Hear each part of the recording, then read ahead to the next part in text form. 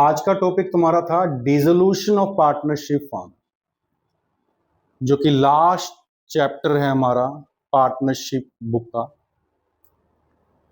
Dissolution of partnership form में दो topic होते हैं, डिसोल्यूशन ऑफ पार्टनरशिप फॉर्म और dissolution of form. These are the two different things. Dissolution of partnership form और dissolution of form में अंतर होता है। क्या अंतर होता है? डिसोल्यूशन ऑफ पार्टनरशिप फॉर्म का मतलब है कि पार्टनरशिप फॉर्म जो पुरानी पार्टनरशिप फॉर्म थी वो खत्म हो रही है। जैसे हम पढ़ते हैं एडमिशन ऑफ अ चैप्टर, उसमें 3 पार्टनर होते हैं ABC, जो भी रेशियो उसकी गिवन है। C फर्म छोड़ के चला गया या D फर्म में आ गया, तो पुरानी पार्टनरशिप जो थी वो थी ABC में। अब नई पार्टनरशिप बन गई ABD में, तो पार्टनरशिप फर्म तो खत्म होगी पुराने वाली, अब नई पार्टनरशिप आ गई ना। अब पार्टनरशिप ABC की नहीं है, ABD की आ गई, तो पार्टनरशिप फर्म तो खत्म हो गई। लेकिन फर्म कहाँ खत्म हुई? फर्म तो चल रही है। पहले 3 में थी ABC में, अब भी 3 में है ABD में। कोई पार्टनर एक्सपायर हो गया, C एक्सपायर हो गया, तब भी चल रही है। C छोड़ के चला गया, तब भी चल रही है। D आ गया, तब भी चल रही है। तो फर्म का, पार्टनरशिप फर्म का खत्म होना फर्म के खत्म होने से अलग बात है। हमारा डिसोल्यूशन ऑफ पार्टनरशिप फर्म का मतलब, डिसोल्यूशन ऑफ पार्टनरशिप का मतलब, फर्म काट देता हूं, डिसोल्यूशन ऑफ पार्टनरशिप का मतलब फर्म का खत्म होना नहीं है। फर्म का खत्म होने का मतलब है फर्म ही खत्म हो रही है। मतलब 3 पार्टनर थे, तीनों ही फर्म वाइंड अप कर रहे हैं। मतलब हमारा जो फर्म थी वो कंप्लीटली वाइंड अप होगी, तीनों के तीनों पार्टनर की सहमति से वाइंड अप होगी, या कोई पार्टनर हमने इलीगल बिजनेस कर दिया तब वाइंड अप होगी। मतलब फर्म ही खत्म हो गई है। फर्म खत्म होने का मतलब हमारा बिजनेस ही ठप हो गया। पार्टनरशिप खत्म होने का मतलब फर्म खत्म होना नहीं है। पार्टनरशिप जब खत्म होती है तो फर्म तब भी चलती रहती है, बट फर्म जब खत्म होती है तो पार्टनरशिप अपने आप ही खत्म हो जाती है। समझ रहे हो बात? देखो बेटा, क्या है इसके अंदर कि पार्टनरशिप में पार्टनर आएंगे जाएंगे, फर्म चलेगी, लेकिन फर्म खत्म हो गई तो पार्टनरशिप अपने आप ही खत्म हो जाएगी, पार्टनरशिप डिसोल्व हो जाएगी। तो हमारा जो चैप्टर है वो है dissolution of firm, partnership firm, मतलब फर्म खत्म हो रही है। ठीक है जी, समझ में आ गया। फर्म खत्म हो गई, तो फर्म खत्म होगी, पार्टनरशिप फर्म हमारी वाइंड अप होगी, तो क्या होगा? तो क्या होगा? तो हम, फर्म खत्म होगी, हम सारी एसेट्स को जो फर्म में है उसको सोल्ड आउट करेंगे, एसेट्स को बेचेंगे। फर्म खत्म होगी, बेचो एसेट्स को, जितने की बिकती है बेचो। 10 की चीज 5 में जा रही है, 7 में जा रही है, क्योंकि फर्म ही खत्म होगी। तो एसेट्स को सोल्ड आउट करो। तो और क्या करेंगे? और लायबिलिटीज जो आपकी है तो उसको पेड करो, पेड ऑफ करो। जो आपने देना है किसी का वो दे दो, एसेट्स से पैसा सोल्ड करो, पैसा आएगा, और लायबिलिटी की पेमेंट कर दो, खत्म बात। बस इसमें और कुछ नहीं होगा, नहीं होगा, और भी ट्रीटमेंट होगी इसकी। इसमें थर्ड ट्रीटमेंट होगी कैपिटल की। जो पार्टनर की कैपिटल है उनकी सेटलमेंट कर दो, जिसकी कैपिटल जितनी बनती है उनको कैपिटल दे दो, भाई ये आपकी कैपिटल बनती है और आप ये ले जाओ। पार्टनर्स की कैपिटल की सेटलमेंट कर दो, पेड कर दो कैपिटल उनकी जो भी बनती है। और एक टॉपिक इसमें बैंक ओवरड्राफ्ट आएगा। बैंक ओवरड्राफ्ट भी पेड ऑफ होगा, पेमेंट करो उसके लिए, पेमेंट करनी है उसके लिए, तो बैंक ओवरड्राफ्ट भी पेड ऑफ हो जाएगा।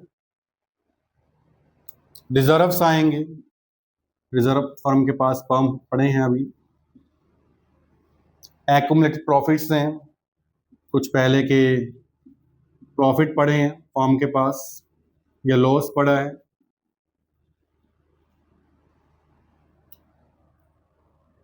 उसकी क्या करेंगे हम, रिजर्व्स को डिस्ट्रीब्यूट करेंगे पार्टनर में। किस रेशो में, यहाँ एक ही रेशो होती है, कोई दो दो रेशो नहीं होती। यहाँ सेक्रीफाइस रेशो, गेनिंग रेशो, नया पार्टनर आ रहा है, नया जा रहा है, ऐसा कुछ नहीं है। फर्म खत्म हो रही है तो एक ही रेशो है, उसी रेशो में बांटना है आपको। रिजर्व्स की पेमेंट करनी है तो क्या है, किसी कुछ एंट्रीज भी होंगी, एंट्रीज भी होंगी इसकी। जैसे फर्स्ट ऑफ ऑल आप एसेट्स को सोल्ड आउट करोगे, लायबिलिटीज को पेड ऑफ करोगे, कहाँ करोगे, इसके लिए एक अकाउंट बनाओगे, उसको बोलेंगे हम रियलाइजेशन अकाउंट।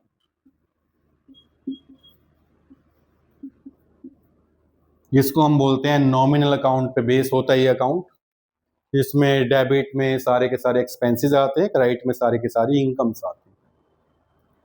तो ये सारा काम जो होगा वो रियलाइजेशन अकाउंट की मेंटेन से होगा। इसमें हम रियलाइजेशन अकाउंट को बनाएंगे। रियलाइजेशन अकाउंट बनाने के लिए हमें सभी एसेट्स की ट्रीटमेंट रियलाइजेशन अकाउंट में करनी है, सभी लायबिलिटीज को रियलाइजेशन अकाउंट में डालना है। तो कैसे डालना है, इसके लिए आपको क्वेश्चन के अंदर एक बैलेंस शीट गिवन होगी। ऐसी बैलेंस शीट होती है, ये लायबिलिटीज होती हैं, ये सारी एसेट्स होती हैं। तो आपको रियलाइजेशन अकाउंट में, जैसे रियलाइजेशन अकाउंट होगा आपका,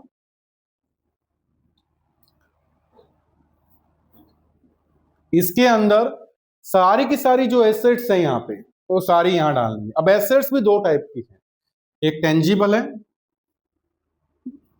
एसेट्स भी दो टाइप की हैं, एक टेंजिबल है और एक इनटेंजिबल है। क्या फर्क है ये, टेंजिबल प्लांट मशीन जो भी है वो बेचनी है आपको। टेंजिबल एसेट्स आपके पास गिवन है, जितने की भी 25,000 की है, कितने की भी है, उसकी पेमेंट आपको मिलेगी, मतलब वो आपकी बिकेगी। लेकिन अगर एसेट्स के बारे में कुछ नहीं कह रखा, मतलब आपको ये गिवन नहीं है कि टेंजिबल एसेट्स थी कितने की बिकी, तो आपको ये एज्यूम कर देना है कि ये पूरे अमाउंट की बिकी है, पूरा पैसा मुझे मिल गया इसका। बट इंटेंजिबल एसेट्स आपके पास गिवन है, फॉर एग्जांपल गुडविल गिवन है, गुडविल इज एसेट्स। यहाँ गुडविल की ट्रीटमेंट वैसे नहीं होती जो एडमिशन में होती है, रिटायरमेंट में होती है, कि गुडविल को पार्टनर्स में डिस्ट्रीब्यूट करते हैं। यहाँ पे ऐसा नहीं होता है, यहाँ पे गुडविल भी एक हिसाब से एसेट्स ही ट्रीट हो जाती है, जैसे कि टेंजिबल एसेट्स होती हैं। बाकी प्लांट मशीनरी फर्नीचर की तरह से ही ट्रीटमेंट इसकी करी जाती है, यहाँ इसको डिस्ट्रीब्यूट नहीं किया जाता। गुडविल को आपको इंटेंजिबल एसेट्स हम मानते हैं, गुडविल को आपको वैसे ही दिखाना है जैसे सारी की सारी एसेट्स जो हैं वो डेबिट में आएंगे। यहाँ रियलाइजेशन अकाउंट के टू बैलेंस बीडी लिख दो, पहले ये सारी एसेट्स लिख दो, या पूरी एसेट्स का नाम लिख देंगे हम, जो भी एसेट्स आपके पास है, प्लांट है, ये सारी एसेट्स जो यहाँ होती है ना वो यहाँ उतार देते हैं। तो गुडविल भी यहाँ पे होगी, तो वो गुडविल भी यहाँ उतर जाएगी, यहाँ से टू गुडविल अकाउंट, प्लांट की तरह ट्रीट करते हैं। बट जब पेमेंट की बात आती है ना, जब इसका पेमेंट हमें मिलेगा, जब एसेट्स की पेमेंट हमारे पास आएगी, तो हम बेच रहे हैं, तो इसका जो पैसा आएगा हमारे पास, वो पैसा आपको यहां डालना है, पेमेंट आपको मिलेगी। तो जो बाय बैंक लिखना है आपको, बाय बैंक जो पेमेंट आपको मिलेगी, जैसे प्लांट है इतने का भी है, मान लिया आपके पास अमाउंट कुछ भी दे रखा है, उसकी पेमेंट अगर कह रखी है कि प्लांट इतने का बिका, तो यहां डाल देना। मान लिया नहीं दे रखा प्लांट कितने का बिका, तो यहाँ पे अपनी मर्जी से जितने का यहाँ पे है उतने का यहाँ दिखा, इतने का बिका। ये ट्रीटमेंट होती है एसेट्स की, टेंजिबल एसेट्स की। बट अगर आपको गुडविल के बारे में ऐसा लिखा हुआ है कि गुडविल इतने की है और उसके बारे में फर्दर लिखा हुआ है कि गुडविल इतने की सोल्ड आउट हुई है, तो आप इतने की सोल्ड आउट कर दिखा दो बाय बैंक कि भाई गुडविल जो है हमारी इतने की सोल्ड आउट हुई है। बट अगर नहीं लिखा हुआ गुडविल के बारे में कितने की सोल्ड आउट हुई है, तो आपको गुडविल के बारे में कुछ नहीं लिखा हुआ, तो गुडविल कितने की सोल्ड आउट हुई है आपने दिखाना ही नहीं है, गुडविल आपकी राइट ऑफ होगी, गुडविल का अमाउंट आपको लिखना ही नहीं है कि कितने की आपकी सोल्ड आउट हुई, वो जीरो होगी। यहां तो लिखा जाएगा और नीचे आपको पेमेंट नहीं मिलेगी उसकी, ये मान के चलना।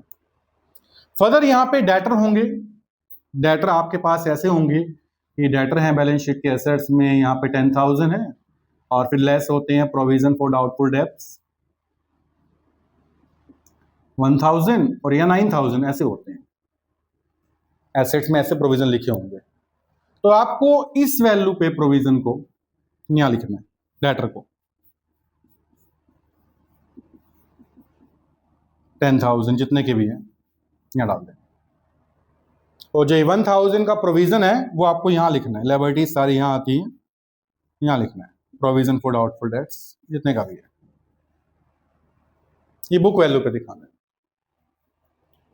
मतलब सारी एसेट्स को, सारी लायबिलिटीज को पहले आपको रियलाइजेशन में डालना होता है।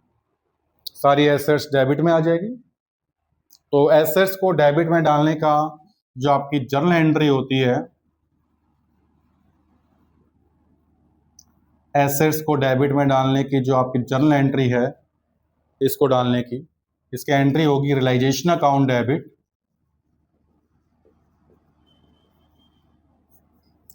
To assets account, sundry assets account जितने की भी है, सारी एसेट्स को आपने दिखा दिया, यहां डाल दिया। इसके बाद सारी लायबिलिटीज को आप यहां दिखाते हो, जितने भी लायबिलिटीज हैं, क्रेडिटर वगैरह हैं, बीपी हैं, बैंक ओवरड्राफ्ट है, सब कुछ आप यहां दिखाते हो। तो सारी लायबिलिटीज को जब यहां दिखाते हो तो उसकी एंट्री होती है sundry liabilities account debit to realisation account,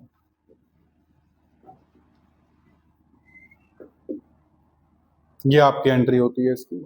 assets को आपने दिखा दिया, लायबिलिटी को आपने दिखा दिया। फिर आप सारी की सारी एसेट्स की आपको पेमेंट मिलती है जो कि यहां मिलेगी बाय बैंक करके, जितनी भी एसेट्स आपकी सोल्ड आउट होगी।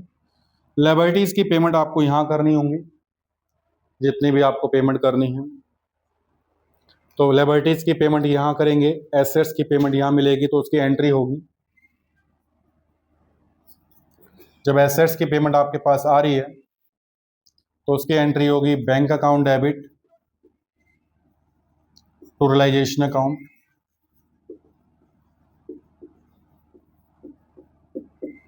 ये आपकी एसेट्स सोल्ड आउट होगी। तो जब लायबिलिटी की पेमेंट आप कर रहे हो तो उसकी एंट्री होगी, लायबिलिटीज की पेमेंट करने की एंट्री होगी, मतलब ये एसेट्स को सोल्ड करने की है।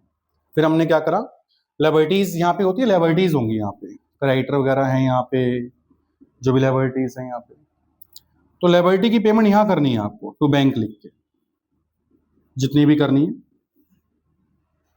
तो इसकी एंट्री होगी रियलाइजेशन अकाउंट डेबिट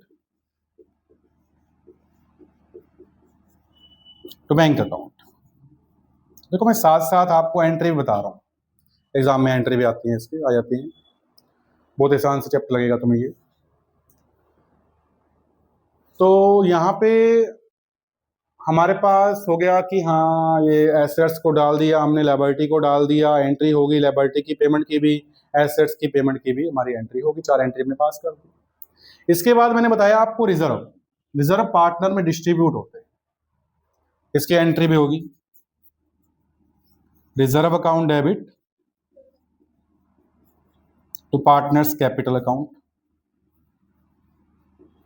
एक ही रेशो होती है, कॉल रेशो, उसमें बढ़ते हैं ये। उसके बाद एक्यूमुलेटेड प्रॉफिट्स होते हैं, लॉस भी हो सकता है, उसकी एंट्री होती है प्रॉफिट की, प्रॉफिट अगर है तो profit and loss account debit to partners capital account, profit की एंट्री होगी। बांटने की एंट्री, रिजर्व को बांट दिया, प्रॉफिट को बता दिया, कैपिटल का बता दिया मैंने, कैपिटल इसमें नहीं आती। हमारे पास यहाँ पे 4 अकाउंट बनते हैं, एक रियलाइजेशन अकाउंट बनेगा, एक पार्टनर का लोन अकाउंट बनेगा, एक पार्टनर का कैपिटल अकाउंट बनेगा और एक बैंक अकाउंट बनेगा। 4 अकाउंट बनेंगे। यहां बैलेंस शीट नहीं बनती, ऐसे एडमिशन में बैलेंस शीट बनती है, टर्म में बैलेंस शीट बनती है, क्यों नहीं बनती? बनाएंगे, क्यों बनानी है बैलेंस शीट जब फर्म ही खत्म होगी। बैलेंस शीट तो तब बनाते हैं ना जब हमारे पास फर्म में इतनी एसेट्स है, इतनी लायबिलिटी, भाई अब हमारे पास ये है, हम तो पेमेंट ही कर रहे हैं, हम तो फर्म ही खत्म कर रहे हैं, तो फिर क्या एसेट्स बची, क्या लायबिलिटी बची, कुछ नहीं बचा। तो इसलिए बैंक अकाउंट बनता है। बैंक का मतलब सेटलमेंट बैंक से ही होती है, जितनी पेमेंट करनी है, तो उसके लिए हम बैंक अकाउंट बनाते हैं, तो बैलेंस शीट नहीं बनती। 4 अकाउंट बनेंगे इसके अंदर। तो जो कैपिटल की स्टेटमेंट्स है, कैपिटल की सेटलमेंट्स जो भी हैं, वो कैपिटल अकाउंट से हो जाएंगे, जितनी भी सेटलमेंट कैपिटल की है। और कुछ सेटलमेंट होगी, हाँ, एक पीएफ की सेटलमेंट होगी, पीएफ प्रोविडेंट फंड। अब प्रोविडेंट फंड एम्प्लॉइज का होता है, एम्प्लॉइज के फंड की जब हम फॉर्म में बाउंड अप कर रहे हैं तो एम्प्लॉइज के फंड की भी हम पेमेंट करेंगे, तो एम्प्लॉय का फंड भी यहां आएगा, उसकी पेमेंट यहां हो जाएगी, जितना भी पीएफ है यहां हो जाएगी पेमेंट उसकी। ठीक है जी, समझ में आ गया। ये सब कुछ आपको ट्रांसफर कर देना है, डाल दिया मैंने, ट्रांसफर कर दिया। ठीक है, और कुछ होगी, और एक सबसे इंपॉर्टेंट टॉपिक जो हमारे पास है वो है, जिसमें आप गड़बड़ करोगे,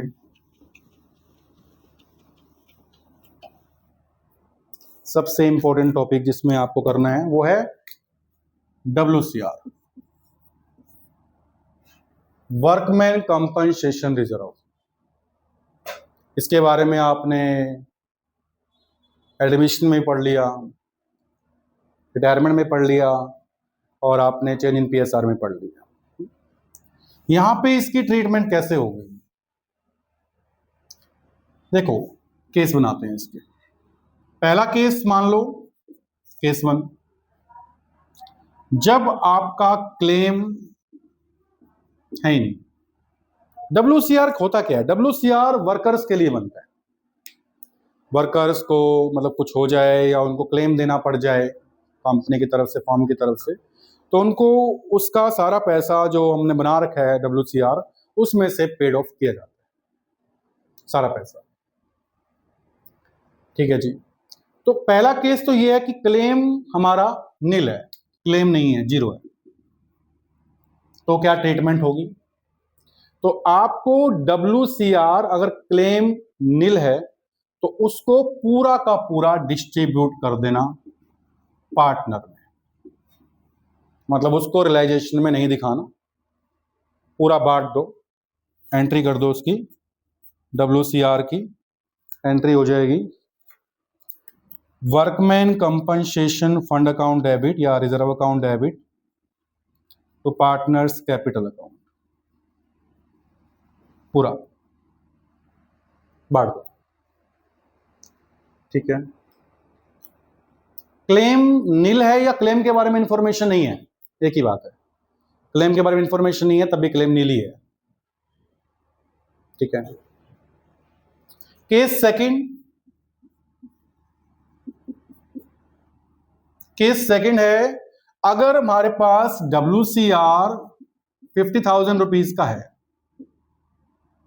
और हमारा क्लेम 10,000 रुपीज है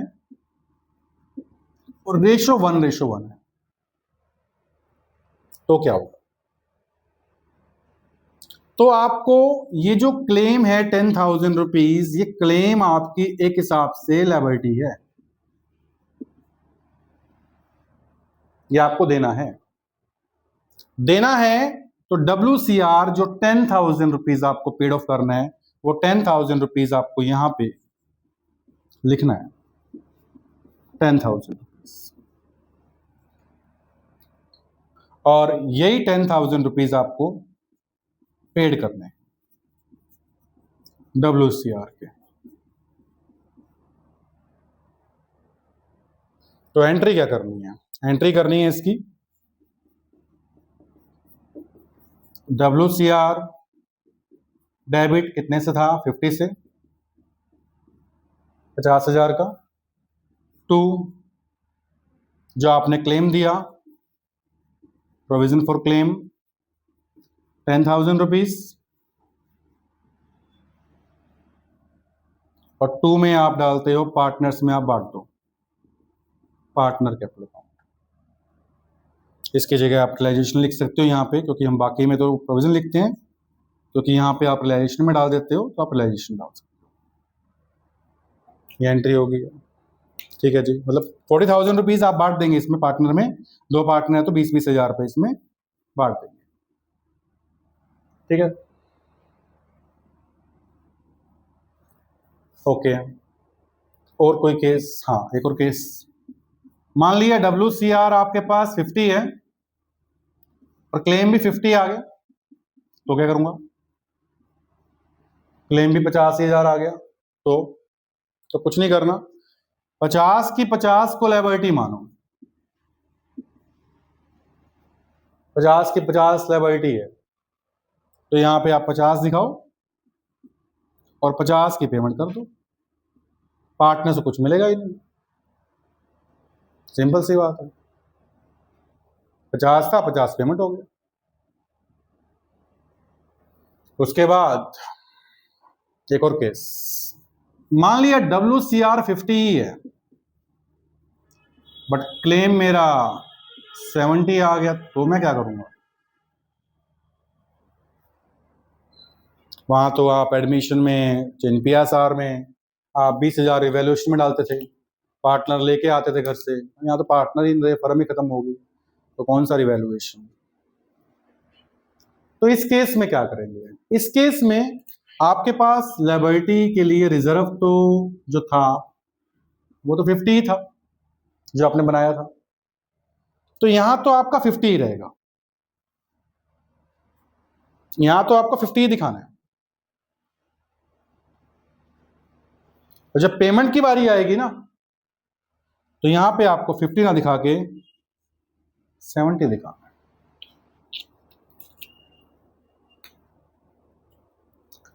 देखो बात वही है, ये हमारी टोटल करेंगे इस साइड का, इस साइड का टोटल करेंगे जैसे हम, तो ये साइड हमारे पास फालतू आ गई है, ये फालतू आ गई, ये फालतू आ रही है, मान लिया तो लॉस होगा, लॉस होगा तो पार्टनर्स में डिस्ट्रीब्यूट करेंगे, पार्टनर लेकर आएंगे अपने घर से जो भी लॉस होगा। तो यहां पे देखो, अगर ये 50 है और ये 70 है, बाकी आइटम को जीरो मान लो, ये 50 है, ये 70 है, तो ये 70 है तो ये फालतू आ रही है, ये फालतू आ रही है, तो यहाँ पे 70 आ गया, 70 आ गया तो 20 का लॉस हो गया, 20 का लॉस हो गया तो 20 का लॉस कौन लेके आएंगे? पार्टनर तो लेकर आए, मतलब लेकर नहीं आएंगे, मतलब जब 10-10 डालेंगे यहाँ पे, जो पार्टनर्स कैपिटल अकाउंट बनाएंगे, जब उनकी कैपिटल की पेमेंट करने की बात आएगी तो उसे कहेंगे भाई 10,000 के लॉस के दे, बात तो ही है, लिया तुमने पार्टनर से ही, समझ रहे हो बात को? तो चारों केस में WCR आपको समझ में आ गया, ये WCR के ट्रीटमेंट हम करते कैसे, ठीक है जी, समझ में आ गया। इसके बाद और क्या चीज आती है इसमें? और इसमें एक्सपेंसेस आते हैं, बोले तो realisation expenses,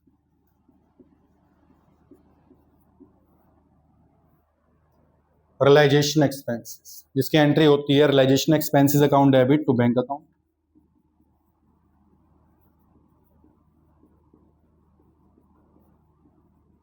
to bank account, तो इसलिए ये डेबिट में जाता है, टू बैंक लिख के, ठीक है जी, समझ में आ गया। रियलाइजेशन एक्सपेंसेस डेबिट में जाएगा, ठीक है। तो ये कंप्लीट आपका रियलाइजेशन है,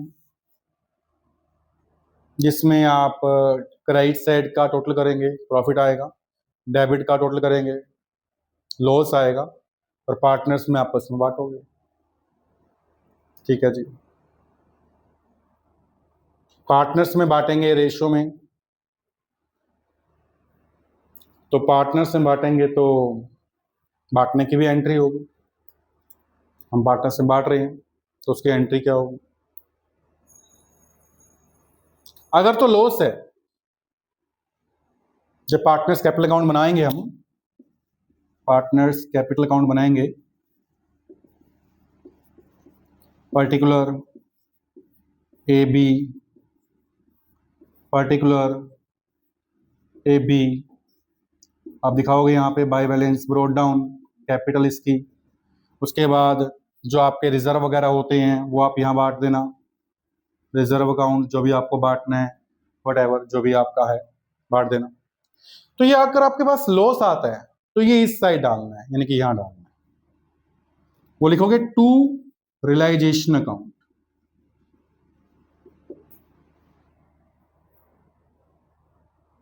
डेबिट साइड में। तो इसकी एंट्री होती है पार्टनर्स कैपिटल अकाउंट डेबिट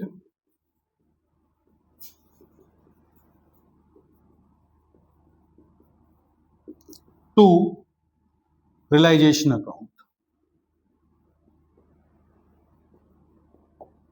ये एंट्री होती है इसकी।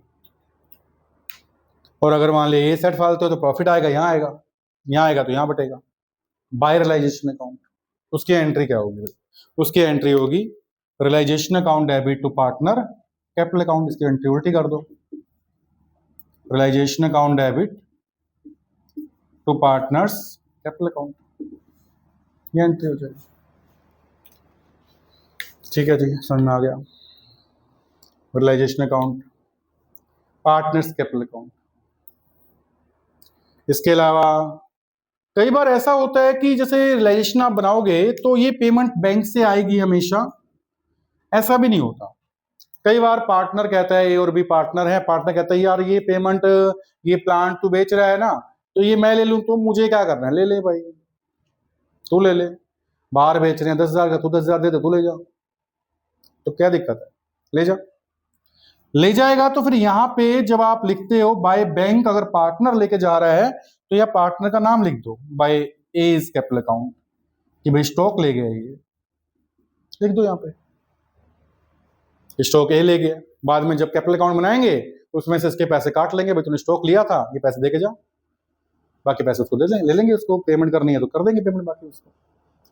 कई बार पार्टनर लेबर्टीज की पेमेंट करता है तो लेबर्टी की पेमेंट वो कर रहा है, मान लीजिए यहाँ पे हमारे पास क्रेडिटर हैं और उसकी पेमेंट वो कर रहा है पार्टनर, तो यहाँ पार्टनर का नाम लिख देना, तो एज कैपिटल अकाउंट।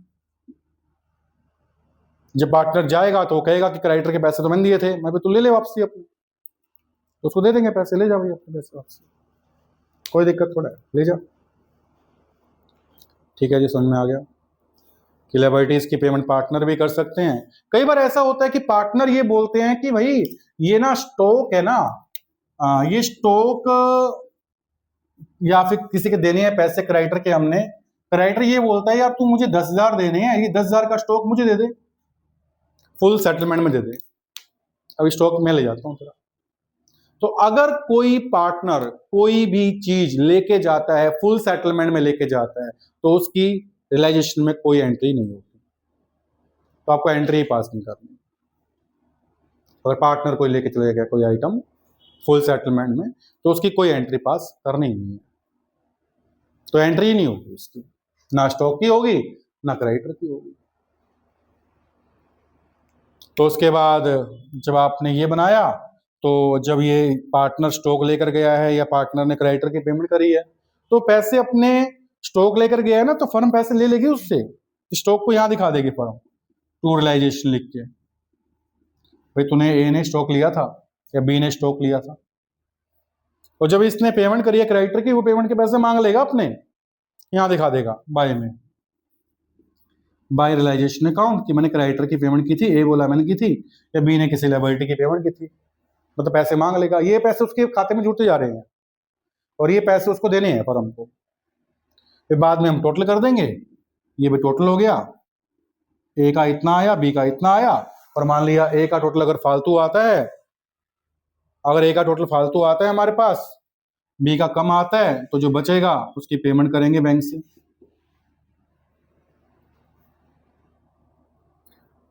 ये पेमेंट हो जाएगी उसकी। और मान लिया इसका टोटल फालतू आता है, तो यहां से बाय बैंक लिख देंगे हम, मतलब ये पैसे वो लेकर आएगा घर से। कम पड़ रहे हैं पैसे भाई, तेरे तो पैसे तुम देने हैं हमारे, तो लेके आएगा वो। ठीक है जी। इसके बाद हम बनाएंगे बैंक अकाउंट। बस लोन अकाउंट बनता है, उसमें लोन का सिर्फ पार्टनर का लोन हो तो बन जाएगा, अदरवाइज नहीं बनेगा। तो ये कंप्लीट आपका चैप्टर है जो कि रियलाइजेशन में है, जिसमें सारी की सारी मैंने एंट्री भी पास आउट आपके करा दी है। जितनी भी एंट्री इसके अंदर होती है, कैसे बनता है मैंने बता दिया, ये क्या क्या इसके आइटम्स आती हैं बता दिया। WCR की ट्रीटमेंट कैसे होती है वो आपको एक बार दोबारा बता देता हूँ। ये चीज आपके पास सबसे इंपॉर्टेंट है कि अगर आपके पास कुछ क्लेम नहीं है, पूरा डिस्ट्रीब्यूट कर देना पार्टनर्स में, रियलाइजेशन मत दिखाना। क्लेम कुछ है तो जो क्लेम है वो रियलाइजेशन में दिखाना, बाकी आप पार्टनर्स में डिस्ट्रीब्यूट कर देना। पूरा का पूरा ही क्लेम में है तो पूरा का पूरा लायबिलिटी मान के रियलाइजेशन में दिखाना, डिस्ट्रीब्यूट मत करना। मान लिया क्लेम फालतू आ गया तो जितना क्लेम है पूरी पेमेंट करनी है, डिस्ट्रीब्यूट तो कुछ होएगा ही नहीं, ऊपर आपको 50 से दिखाना जितने का दे रहे। दूसरी बात याद रखनी है गुडविल की, इंटेंजिबल एसेट्स की। बाकी सभी एसेट्स की पेमेंट के बारे में कुछ ना क्या रखा हो तो पूरे पैसे आपको मिलेंगे। गुडविल के बारे में कुछ ना क्या रखा हो तो ये मान के चलना गुडविल जीरो होगी, नील होगी, उसकी पेमेंट आपको जीरो मिलेगी, मतलब कुछ नहीं मिलेगा। समझ में आ गया बात? ये तो ये पूरा का पूरा आपका चैप्टर है जिसमें कि आपको थ्योरी पॉइंट ऑफ व्यू से मैंने बता दिया सारा का सारा, जो कि रियलाइजेशन का चैप्टर आपका खत्म हो। ठीक है, समझ में आ गया? तो ये सारे के सारे